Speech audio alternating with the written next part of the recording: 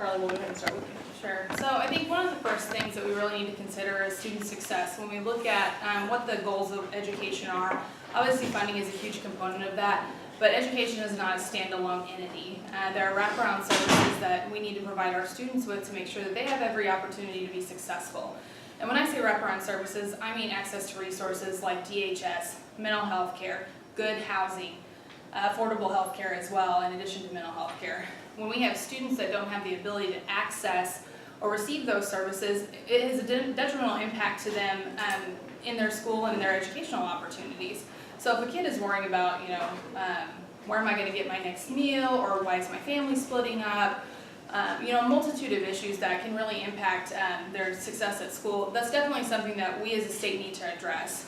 We've known for a long time that with continued cuts to the budget and continued revenue failures, that a lot of these services are being undercut in order for them to be productive. So one of the things that we really need to be addressing is making sure that we are very thoroughly and very seriously making sure that we're funding our wraparound services for our students and making sure that they are effective and efficient. The state should be doing. The thing that I heard repeatedly during the time the teachers were at the Capitol was smaller class size. I think teachers are very focused on the number of students that they have to deal with in any given class period or at the lower grades all day. Stop doing, the thing I have heard the most would be related to testing.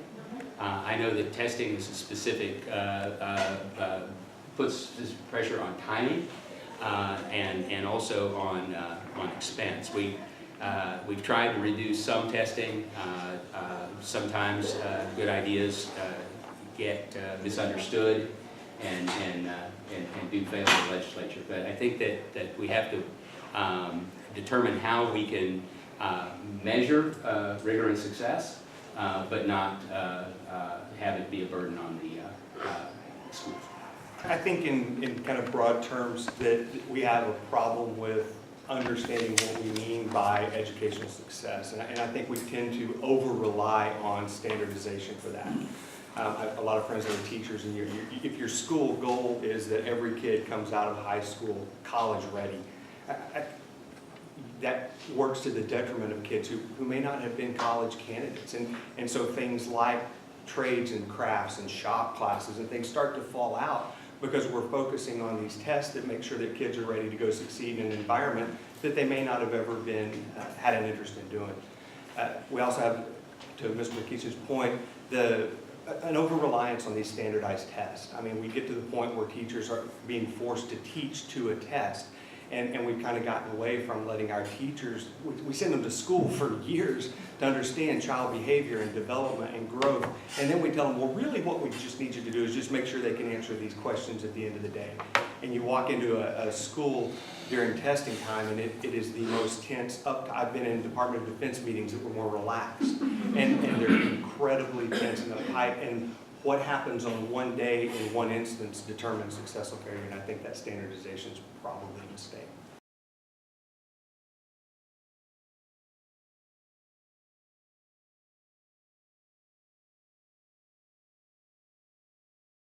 So one of my big platforms with this campaign is I really believe that local governance should be focused on, as long as you're making decisions based on data-driven and evidence-based information. That said, I think consolidation is something that needs to be left to the local level for schools to decide. I'm not opposed to consolidation if that's the right thing for each individual school. However, I do know that we do have opportunities to create economies of scale. My friend Ed Payton, who served on the Union School Board for almost a decade, was able to point out some opportunities for those economies of scale. And what I mean is bundling buying power. There are so many schools within this state, there's no reason why we shouldn't be able to access the buying power of all of these schools to reduce costs for some of the inputs that we see. Diesel for buses, textbooks for schools, training opportunities for our teachers. There's no reason why we can't identify opportunities for cost savings in an effective and efficient manner without impacting our local communities, especially in rural Oklahoma, that have a hard time accessing services. When those schools go away, those towns die. And when towns die in Oklahoma, it's a bad thing for the economy all over. We should be encouraging and supporting economic development and by supporting our local schools. So we have opportunities to consolidate buying power, and we should definitely be looking at that.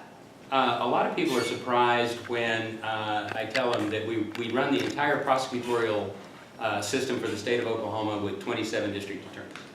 So there are only 27 district attorneys for the 77 counties. Every county has a district attorney's office, some have assistant district attorneys in them. But I introduced a bill based on that, because we were trying to hit the hopper fast. I figured that those were regional centers already and would be recognized towns, and they would be appropriate, and Tulsa would be separate, and Oklahoma City would be separate, and the others would be consolidated. Just for example, I was having a discussion with a couple of district attorneys, and one of them said, my district starts at the Kansas line and starts south and meets his, and he said, mine starts at his and goes to Texas. I said, how many school districts do you go through at that point? And he said, too many. Yeah. So I think that my bill was based on three ideas. One was this regional centers for consolidating certain administrative functions. Now I put two of them in the bill just so the bill would have a framework. One of them was transportation, the other was, I described as real estate management, and people said, what do you mean by that? And I said, well, whatever the superintendent's doctorate is, that's it, time. We could finish your sentence. It's not in real estate portfolio management or running a small bus company. So Okay. yes, and I tried, and I think that would be cheating, right? Okay. That's it. I support the idea of district consolidation. I grew up, just as disclosure, I grew up in Verdigris, and then we didn't even have a high school, so you finished up at Catoosa High School when I was there. And then now I live in the Jenks and Bixby and Union school districts and have these big districts. So I've kind of seen both sides of that. I'm not in any way in favor of eliminating any schools. I agree with what Ms. Hopkins said. We don't want to get rid of those little schools. There's a lot of pride there. Those are economic centers as those towns kind of grow around them. But I do think that we could consolidate the administration of those schools. I don't know what the right number is. I don't think our legislature probably knows what the right number is. I think the right way to do that is to go out and do an analysis of what's right. I think you do a data model and figure it out. You have to start somewhere with the data model. I think a reasonable place to start is let's take our counties with less than 150,000 people in them and say that's a district, and let's model it based around that. You have taxes that those become epicenters of, and that seems to pool together fairly easily. I don't know if that's the right end answer, but I think it's a reasonable place to start a data model, do some analysis, and see what pooling some of that administration for buying power or leveraging some of those skill sets could buy us in consolidation.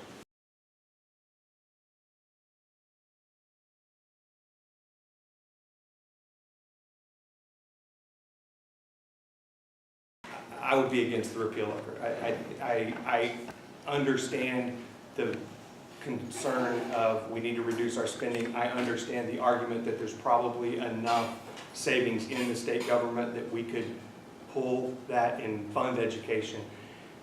When you do things like that, it's a state government. It's going to take a year or two to figure out where those savings are. It's going to take a couple of years to implement the programs to get those savings. And then it's going to take a few years to recognize those savings from those changes. And so I think instead of holding our teachers and our students hostage while we go through another 5 or 8 year process of doing that, I think we fund it. And then we come right behind it and do it exactly. Let's figure out throughout the state, where is there waste? Where is there abuse? Where can we have some savings? And let's redirect those funds. But let's not leave our teachers and our students stranded while we do it. Go ahead, Mr. Okay. I feel the need to use the Martin Luther King Jr. Phrase of the fierce urgency of now. But in context, as I've said, I was looking around for a couple of people. I remember saying this at a Jenks legislative forum some number of months ago. It's a very lawyerly answer. It's a very Oklahoma constitutional answer. Article 5, Section 1 of the Oklahoma Constitution splits what's known as the legislative authority between the legislature, a House and the Senate, and the people who, in paraphrase, have the ability to accept or reject.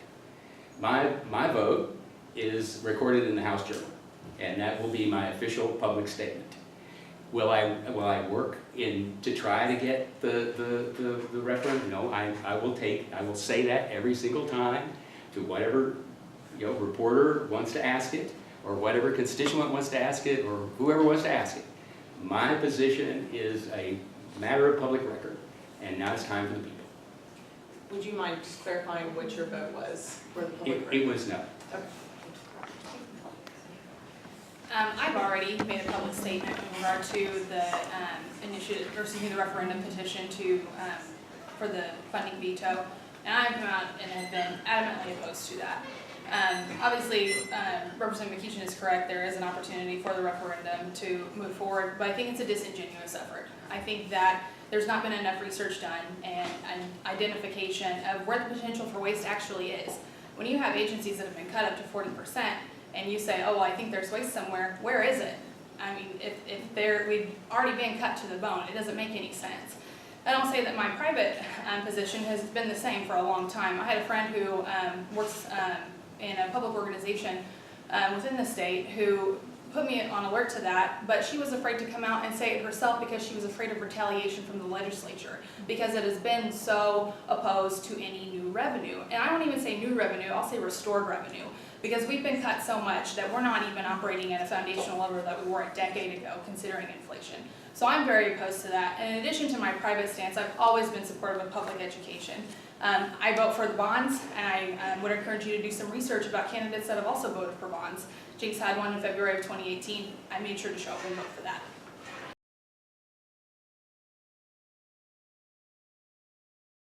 Do you have a Oh, priority? I guess the one word, or no, I guess it's going to be more than one word.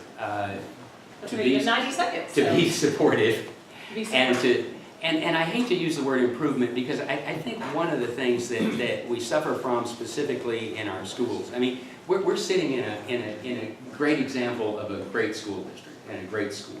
I mean, this building is a testament to what the public schools can do, what the public schools can be.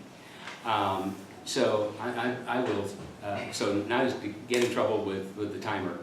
That's pretty much it. I mean, we can elaborate on maybe some hows, but then I'm going to get in trouble with the timer. But clearly, it's not only financial support and appropriate financial support, but it's also to truly promote the idea that we do have some great school districts in this state. And also, I say that you cannot represent any part of the city of Tulsa and ignore what's going on at Tulsa Public Schools. And I can talk about personal involvement and political involvement, but to just kind of keep it brief, we'll go back to support. I think we need to look at any kind of innovation. I know that's always a desire. Thank you. Mr. Bowman. I think that our education system in the state is a huge economic driver in our state. There's a lot of opportunity to bring business, specifically technology business, into Oklahoma. But we have to have an education system that's growing and is built out and is ready for that. Representative Keach makes a great point. We're in a fantastic district. This is a great facility. This is a very nice. But I was talking to some people, or if I understood the comment correctly, it's a facility that's built out for about 700 students in a graduating class, and we're approaching 900 students in a graduating class. So it's an undersized facility. It's a facility that's going to have to continue to grow and continue to address the issues that keep getting thrown at it. So while we're doing a great job with what we have, and hats off to the folks who are in leadership there, we have to continue to do that, because if our education system, I don't care what the ranking is of our education system, whether it's 45th, whether it's 13th, if it's not number one, we have work to do. And I think we've got to continue to do that and be the top education system in the country. Why would we? Great. Education funding is obviously at the very top of my platform, and not just education funding, public education funding. We have a wonderful system of free education that's available to us in this country, and that was a novel idea at the beginning of, since the American Revolution. What can we do to improve our state and our nation as a whole? We provide free public education. The funding levels that we're operating at now, like Mr. Whitman said, we're not being competitive, and we should be competitive. We shouldn't be scrambling to get away from last place. We should be striving for first, and you cannot do that without appropriate funding. Alaska pays their teachers $75,000 and is #1 for pay. We would have to appropriate another $3.1 billion to even get to that point, when the entirety of the educational budget last year was only $2.9 billion. We are trailing behind in funding, and there's no reason for it. We're not a poor state. We give our wealth away. We do not take advantage, and we do not identify the revenue sources that we need to in order to be competitive. Everybody needs to pay their fair share.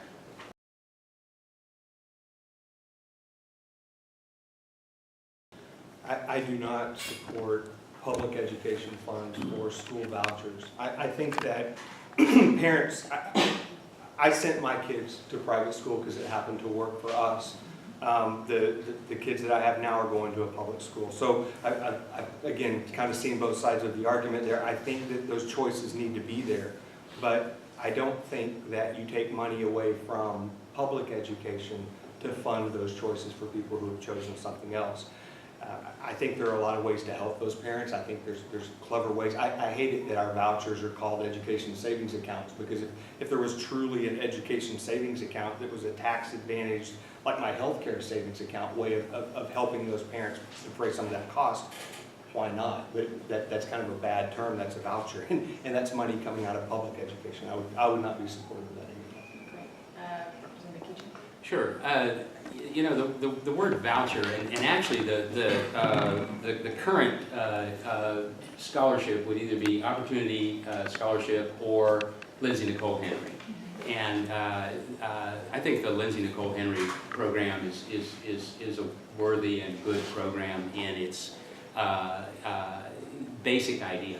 What I'm starting to talk about with all of the stakeholders in the education community is the idea that the dollars may need to stay on the campus.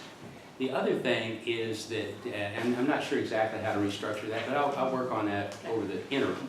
Because that's the concern, is that the money is leaving not only potentially the district but even the school. And you know, there are some great successes, positive tomorrows for homeless kids in Oklahoma City. And that gets them out of the Oklahoma City public. I don't think we can ignore that because of the children involved. And then we have a tremendous, I'm looking at Superintendent Honkmeister for a reason, we have a tremendous challenge coming that I don't think a lot of people realize is on the radar. And this is the individualized career academic plan. And I believe that this goes statewide, not next school year, but the school year after that. And that's supposed to be an individualized program for every child and the students in school districts in the state of Oklahoma. Awesome. Good job. I'll keep this brief. I'm adamantly opposed to any program, any opportunity, any legislation that will take dollars from public education. Do not support vouchers.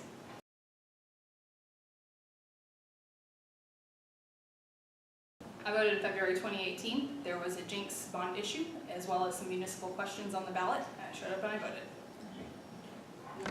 I'm even briefer, same.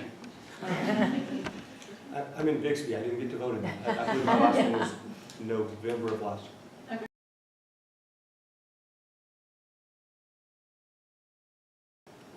Wow, that's a tough one. Yes. Yeah, I believe that as parents we have a responsibility to make sure that our kids show up and take part in the education. I think it's difficult as the kids get older. I mean, you've got independence that certainly comes in, but yeah, ultimately, if we're going to parent, we're going to parent, and there's going to have to be responsibility to have them there. It doesn't do any good to fund a great school system and put the best teachers in the world there and have world-class education if there's no students. So, yeah, I think it's imperative we get them there. Go ahead. Yeah, the question is not if, it's how. Right. Because you may have students that want to find a way to be thrown out of school before they can drop out of school, and I think you have to identify those kids that are at that kind of a risk, and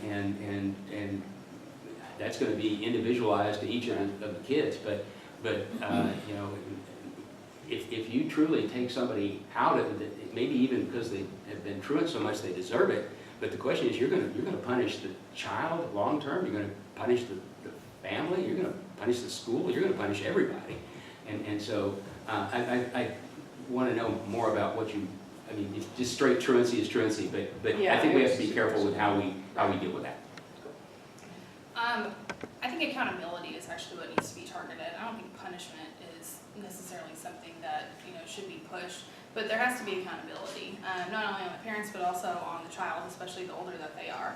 That being said, as a foster mom, I've had peers that have had significant difficulties dealing with foster youth, making sure that they get to school and that they make it to school. There are different needs and different issues that come up, and it makes it very hard to hold a parent accountable when they don't have resources available to them for assistance. I can't make my kid go to school, I have to get up and go to work, and it becomes incredibly difficult when you have parents, especially single parents, that are working 2 and 3 jobs just to make sure that they can provide for their families, and they're not able to be physically present. So we have a really hard time because our economy is struggling because we fail to invest in the necessary resources that we need to make sure that our students have the best opportunities for them. I support accountability, but we need to provide some additional structure for our parents as well.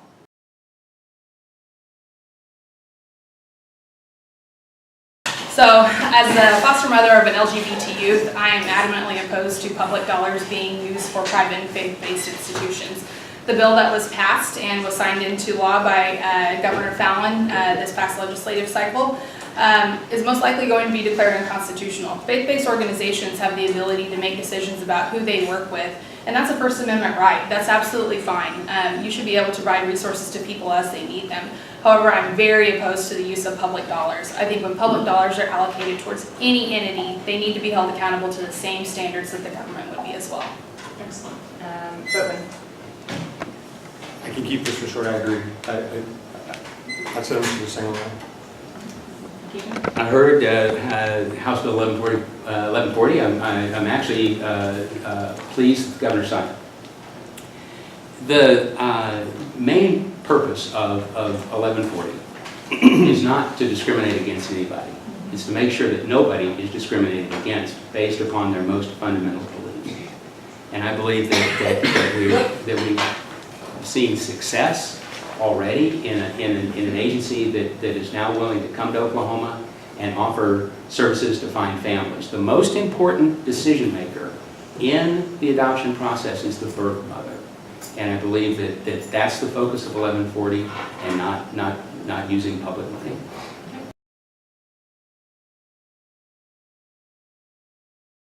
Sure, I'm not ideologically opposed to a tax increase. My chin was not hurt by any knee-jerk reactions. It's not ideological. But I do believe that we have to realize that the thing that builds a strong society is a strong economy and not a lot of government spending. I feel that strongly. Now, if I think we do, and actually at the very first appearance I made as a candidate, got a very good question from somebody from Congressman Reidenstein's staff. And I said, you're right. We never take a look at the overall picture of how we tax. And so we have a tax structure that's really based on about 1913. We don't have even a tax structure that looks at what the economy is in 2013 or 2018. And so I would be, I actually filed an omnibus tax reform bill, but we had no time for that kind of thinking. But I do believe that over time we have to come up with a better way to tax a 21st century economy. Now the idea that ipso facto we need more revenue, we have more revenue now than we've had. I know we talk about adjusted for inflation, that kind of thing, but in gross dollars, we started out high and we went higher. And so I think that's a mathematical fact. Carly? Let me be very clear. Trickle-down economics does not work. It does not work in Oklahoma. We have a tax rating of tax burden in the very low 40s. We are a very low tax state comparatively. Our tax structure is very regressive. A lot of the taxes that we pay are sales tax, our gas taxes, our taxes that impact people of lower economic segments. We don't ask our corporations to pay their fair share, and that's totally appropriate for us to be able to do that. There's no reason why our gross production tax can't be in parity with surrounding oil and gas producing states. There's no reason why we have corporate pass-through tax holes that allow corporations that operate in Oklahoma to send their tax money out of state and not have to pay any here. There are a lot of opportunities in order to be able to spread our tax burden more accurately and more effectively. People like to say, you know, oh, nobody likes paying taxes. I don't like writing that check in April like anybody else, but taxes are an investment. And if we don't invest in public schools, if we don't invest in core state services, our state is going to tank. Mr. Bowman. I think the word that I would key on in my approach to it is that word investment. I don't care where we rank on where our tax rate is. What I care about is if we've entrusted our government or given our government a job to go do, are we investing the correct funds to let them go and do that? And if they don't have enough funds, then I think that we do have to look at ways of raising that revenue. Ideologically, I'm not opposed to changing the tax structure or the tax rate. I think we have to fund with investment the things that we've asked for. That being said, I run businesses. That's what I've done my entire career. I've not been in politics. I've not been an attorney. I just run businesses. And what we do in business is you make an investment, and you know what you're going to buy before you write the check or send a purchase order. And then you come back and you reevaluate it, and you see if you got what you signed up for to buy and what you paid for. And so I think we do have to look at how we're spending the money. I think that's as important as making sure we have the right amount of money coming in. I don't have specifics on how I would change that right now. I think we just passed a new budget. I think it would be irresponsible to start making changes until we see how the revenue responds to the new budget and the new changes. We'll see what it does.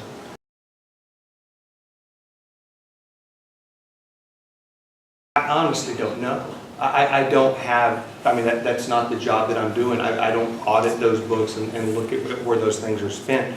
I think that we spend a lot of money in our prison system on incarceration and punishment, and I don't know that, I think we could probably spend those funds better and try more efforts at rehabilitation. But again, I think when we look at doing things like that, those are long-term plans. You don't get to just walk down to McAllister and fix that tomorrow. That's a long-term thing. So how the money's spent on a day-to-day basis in that organization, not working in that organization, I think it would be unwise of me to try to guess how they're doing. I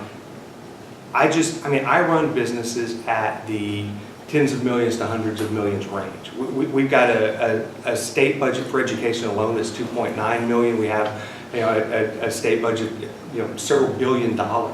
In an organization that big, there has got to be opportunities for efficiencies. If I can find it in a $10 million business, there's got to be some in a multi-billion-dollar business. I just didn't tell you what they are off the top of my head sitting here tonight. Sure, a couple of things. The way that we budget is not to look at cost of services and number of recipients necessary. We budget based on looking at the past year, and then we extrapolate to the next year. So the basic budgeting process is not designed to establish a base level. One of the things that I think is a tremendous success, we have a lot of what I would refer to as ineffective services delivery. So one of the successes and also one of the frustrations is that Grand Lake Mental Health Authority is having tremendous success with PTS sufferers, and what they've done is they've bought them iPads. So they can contact a therapist through FaceTime, and that's an efficiency. The inefficiency is that the federal government requires that it be an iPad. And Grand Lake Mental Health would say, they've all got phones. Why can't we put it on the phone?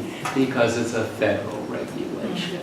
I think that with the Trump administration, we have a tremendous opportunity to break down those kinds of barriers, and that is a specific example of that. Also, quick performance audits. I went to an accountant, auditor who ran government audits. I said, what's a performance audit? And he said, is there a checklist? And he said, no, it's what you want it to be. Can you repeat the question? Yes, I can. It is about waste. Where is there waste in? I don't know that there is waste. Like I said before, with so many cuts, our agencies have had to become very efficient with what they do. I think we have ineffectiveness, and I think we have needs to identify opportunities for efficiencies. Just recently, we heard about the mental health care slush fund that came up after having emergency need for an additional appropriation, and the finding from the grand jury was that there was an antiquated accounting system in place. When we have cuts that we can't invest in new innovation and technology on behalf of our state, we do our people a disservice. So that being said, I'm not sure if there is waste, but I do support efficiencies to increase effectiveness within our operations.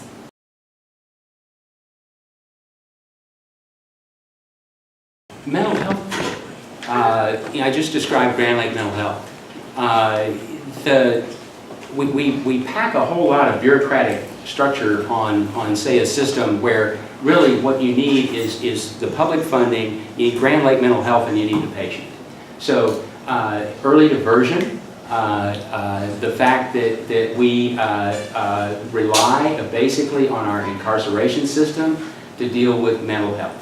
I've tried to go to as many things, as many studies, worked with NAMI locally, worked with NAMI in Oklahoma City. I know some tremendous private outreaches that could help government.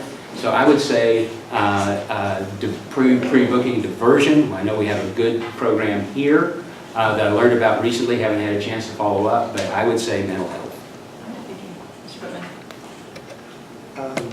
Maybe a little bit self-serving. I'm a foster parent. I really worry about the number of kids in our state that we don't really have a great answer for, and that number's not coming down, it's going up. I agree that mental health is a big issue. I think rural health, just getting health services, if you drive 30 miles out of Tulsa, it's a little bit harder to get to an urgent care facility or even to a doctor's office. Those are significant. But generational problems, like we have thousands of kids in need of foster placement and homes where they're safe and where they're taken care of and where they can excel and where they can thrive, personally breaks my heart. I think the Department of Corrections and our justice system is in need of reform. One of the things that Tulsa's been very lucky with is having a broad and vast philanthropic community so that we have diversionary programs available through our Tulsa County District Court system. When we are able to put people in veterans court or mental health court or drug court in order to give them the opportunity to avoid incarceration and develop a skill set and avoid continued contact with the criminal justice system, we do better for our state. It's more economic, it's more efficient.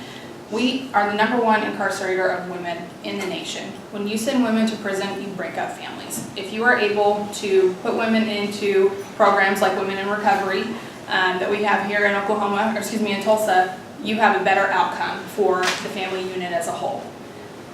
We have to invest in criminal justice reform. If we don't do it, we are going to be throwing money away.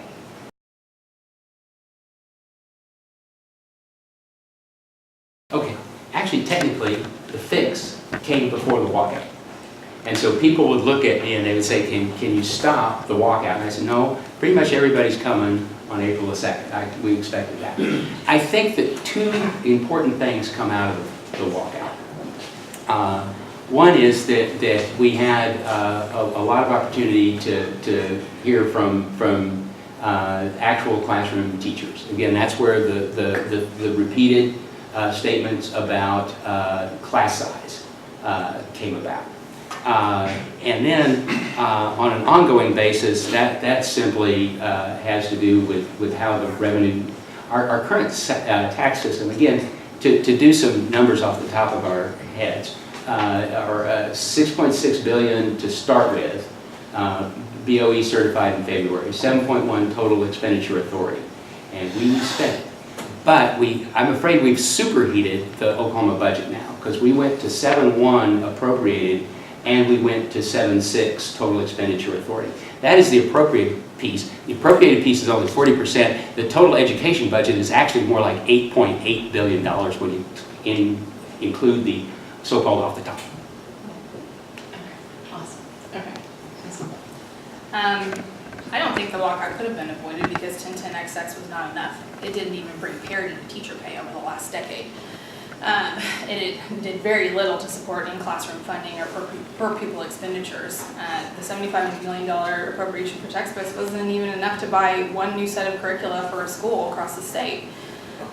Teachers were there because they were mad, and they've been treated not as the professionals that they are.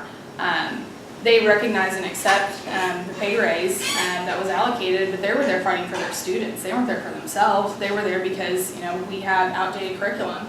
My stepsister is a first grade teacher at Hera. She said when she was going through school, they taught a form of curriculum for early elementary reading and discouraged the use of former curricula. Her school that she's at has to use that same old curriculum, and not even in a productive method because they can't afford it. It's 10, 15, 20 years old. Chandler Torbett is running for House District 18. He graduated from Morris a few years ago, and there are still 8th graders that are using the same book that his name is in. It doesn't make any sense. I think the biggest thing that we need to do to be able to address funding is address State Question 640. That 75% threshold to raise revenue is outrageous to me. A 50% or even a 60% supermajority would still be able to address the needs more appropriately. Yeah, I think that the walkout did bring great opportunities to hear from teachers, and those opportunities were there. But I think if we're going to prevent that, if we're going to move forward, I think what we ought to recognize is those same opportunities exist the other 50 weeks out of the year. You can always hear from teachers. They don't hide. They're out there and they're available, and if you're willing to talk to them and ask them what they think and listen to what they have to say, they're willing to tell you, and they'll share the needs. I work at the Roy Clark School. I'm with those teachers. Our church kind of partners with them, and I work with those teachers on a weekly basis. They don't mind. They're not shy about telling you what it is that they need and what challenges they're facing.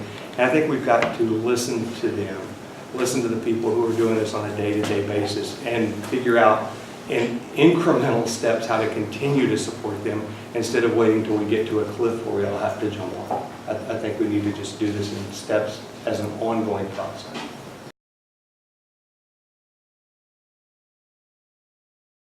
You just go down the line.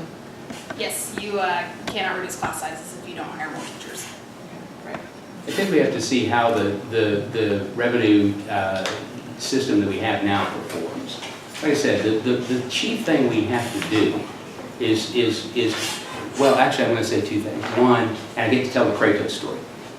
One is that the system we had and the increased revenues we provided for had increased in the first session of the 56th.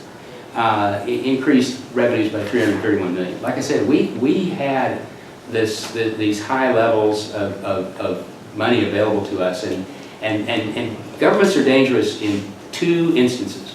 One, when they're short of money, and the other is when they have too much money.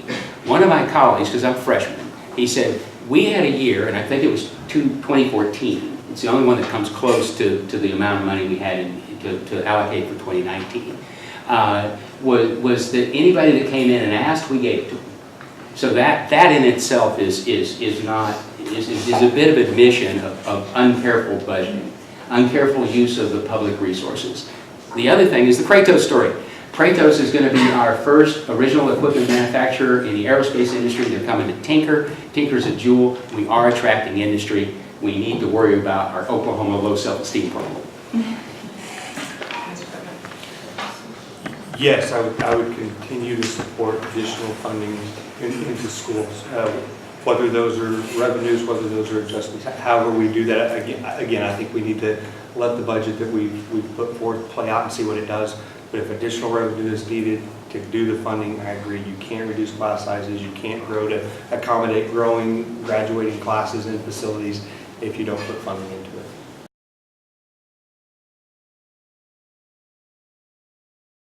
Those are just some examples that they put down. Ms. Hobbit, we'll start with you. I think you have to take a really broad-based view of what revenue opportunities that we have.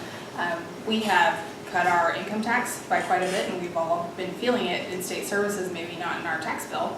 but we've seen it in the poor roads and bridges that we have, despite improvements that we've made in those projects. But we see it because our teachers are leaving. We see it because we don't have classroom resources.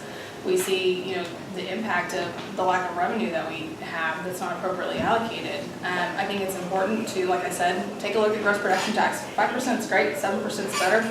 What's Texas doing? We have plenty of money for that. There's plenty of opportunity there. Income tax, even increasing that by 0.25% would give us one of the most stable revenue sources in the state. One of the problems that we have is we have a lot of volatility in our revenue sources. Income tax is very, very reliable, very, very stable. Nobody likes to pay a little bit extra on their paycheck, but the fact of the matter is, you know, an extra $60, an extra $100, an extra $1,000 for me is worth it to send my kids to a good school and to drive on good roads and have great opportunities so my friends will stop moving away to Colorado and New York and Texas. I don't want to have to leave just to be able to have the, you know, job opportunities that I need, but a lot of my friends are. So I think there's a lot of opportunities, and we need to stabilize our revenue sources. Yeah. If you know, the phrase about moving to Texas, if you move to Texas, it's a zero income tax state. Now, haven't quarreled a little. The stable sources of revenue are income tax, sales tax, and ad valorem. Ad valorem is politically very, very difficult in Oklahoma because of rural interests. And so I believe it's dangerous, especially being separated by Texas only by the Red River, to think about raising the income tax. So I would not be in favor of raising the income tax.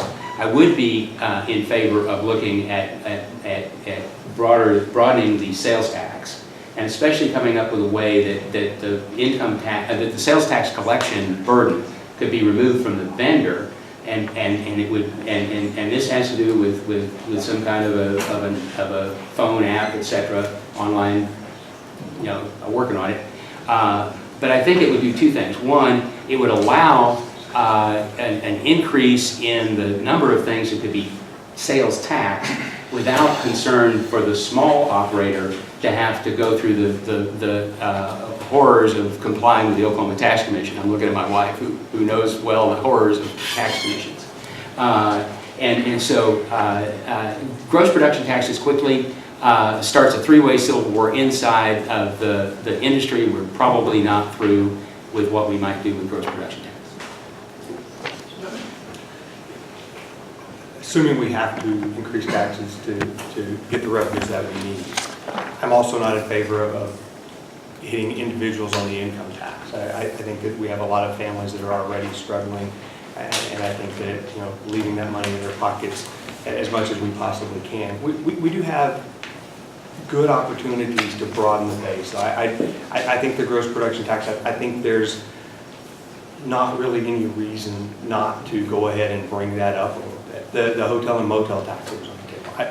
I travel a lot for business. An extra $5 to stay does not pop me out of a region. I don't decide to go to Kansas instead of Missouri because Missouri's hotels are $5 a night. It just does. It's not a problem. So I think that there are some broadening ideas that we could look at. I wouldn't be in favor of it coming from individuals.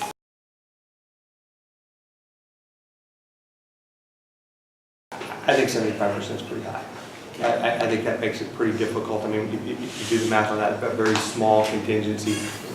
We know that even at the national level, at the state level, our politics in this country right now are very fragmented. And if I lean way left or if I lean way right, we tend not to look at ideas based on the merit of an idea. We tend to look at ideas based on which party introduced them and which party I'm affiliated with, which is a fundamental mistake. Ideas in debate need to stand on their own merit, whether it's somebody that politically I'm opposed to put it forth or not. It doesn't matter. If it's a good idea, it's a good idea, and it ought to be considered and it ought to be able to move forward. I shouldn't have a very, very small minority able to block an entire body. I think that should come down. Great. Thank you, Jim. Yeah. I remember 640, I remember 1017. Unfortunately, 640 was a reaction to the last large tax increase. Two things. One, it came from the people. If it's going to be changed, it has to come from the people again. I voted against sending it to the ballot because it was going to send a specific number. There are people that say it should be 60, there are people that say it should be 70, there are people that say it should remain at 75. I believe that it was a grassroots initiative to begin with. If it's going to be changed, and it's going to be successfully changed, it's going to have to be a grassroots initiative again.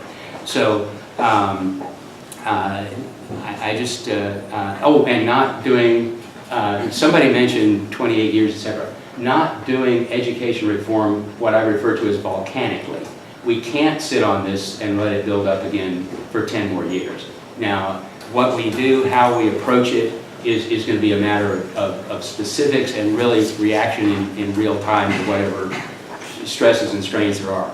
But I do agree that we cannot just sit back and allow this question to go on for unaddressed again for 10 years. Great. State question 6, please. We elect our representatives to go and represent our interests at the state capitol. They have a frontline perspective. And if there's a recommendation to be made about, hey, we're having a really hard time getting this revenue up, maybe we should try lowering the burden to 60%, that recommendation is absolutely appropriate to put to a vote of the people. I would support that coming back and being on the ballot to give the people of Oklahoma an opportunity to say, hey, we tried this experiment, we saw the outcome of it, it's okay to make a change, it's okay to make a difference. You don't have to double down on a bad policy. So it's definitely all right to say, hey, it's time to change things up.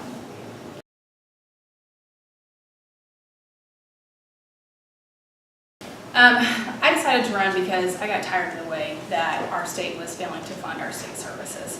A little bit about me, I'm an attorney, but I really have a affinity for government law. I worked for 2 of the 5 largest cities in Oklahoma when I was in law school.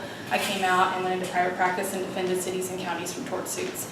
Right now I'm working for the Muskogee Creek Nation. One of the feathers in my cap is I came in and reorganized the Department of Ag and Natural Resources. I cut our loss margin by over 70%. We're on track for profitability for the first time ever.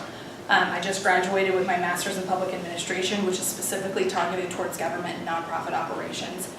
You do not need to send somebody to the legislature who is not a professional and who doesn't understand how government works. I have the experience, I have the ability, I've supported our teachers, I was a woman in black and walked with the attorneys during the walkout, and my #1 priority here is public education funding and support. I would appreciate your vote on November 6th. Save the date, save our state. It's an honor to be your representative. It's been a challenging time. People say, Representative, if I run, should I run? I say it'll be the best thing you do to yourself and the worst thing you ever do to yourself. And I believe that. And there are a lot of my colleagues who have decided that they're done.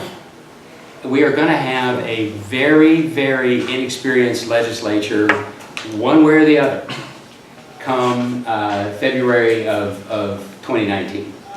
And so I'm going to make a very Lincoln-esque pitch that one, not change horses in midstream, especially when we have a river at flood stage in the state of Oklahoma. Thank you.